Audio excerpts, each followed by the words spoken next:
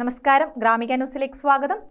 Ayurveda medical association Iritty area കമ്മിറ്റിയുടെ നേതൃത്വത്തിൽ ഔഷധോദ്യാന നിർമ്മാണം ആരംഭിച്ചു.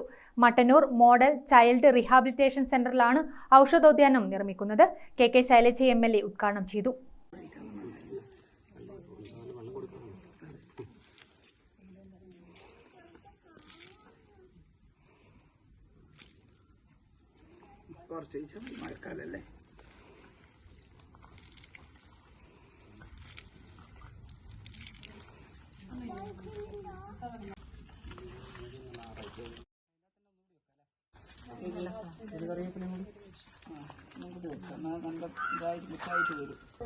എംഎയുടെ പരിപാടിയുടെ ഉദ്ഘാടനം, ഏരിയാതല ഉദ്ഘാടനം ഇവിടെ വെച്ച് നടത്തണമെന്ന് ആലോചിച്ചപ്പോൾ സ്വാഭാവികമായിട്ടും അതൊരു പൊതു സ്ഥാപനത്തിൽ ആവട്ടെ എന്ന് തീരുമാനിച്ചു. അതിന്റെ അടിസ്ഥാനത്തിലാണ് ഇവിടെയുള്ള MCRC, നിങ്ങൾക്കെല്ലാം അറിയുന്നത് പോലെ ഈ പഴശ്ശി മട്ടന്നൂർ നഗരസഭയുടെ കീഴിലുള്ള ബഡ്സു സ്കൂൾ ഇപ്പോൾ മോഡേൺ ചൈൽഡ് റീഹാബിലിറ്റേഷൻ സെന്ററായി ഉയർത്തിയിരിക്കുകയാണ്.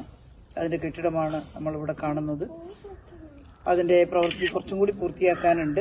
ഇവിടെ ഈ മുറ്റത്തൊക്കെ സെൻസറി ഗാർഡനും കാര്യമൊക്കെ ആയിട്ട് വരും. ഒരു നല്ല അന്താരാഷ്ട്ര നിലവാരമുള്ളൊരു സ്ഥാപനമാക്കിയിട്ട് മാറ്റാനാണ് ഉദ്ദേശിക്കുന്നത്.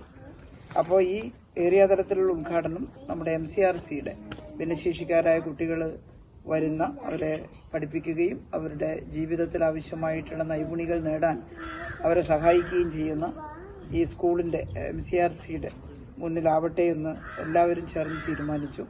അത് വളരെ നന്നായി. ഇപ്പോൾ ഇവിടെ കുറച്ച് ചെടികളൊക്കെ, തൈകളൊക്കെ നേരത്തെ നട്ടതുണ്ടായിരുന്നു.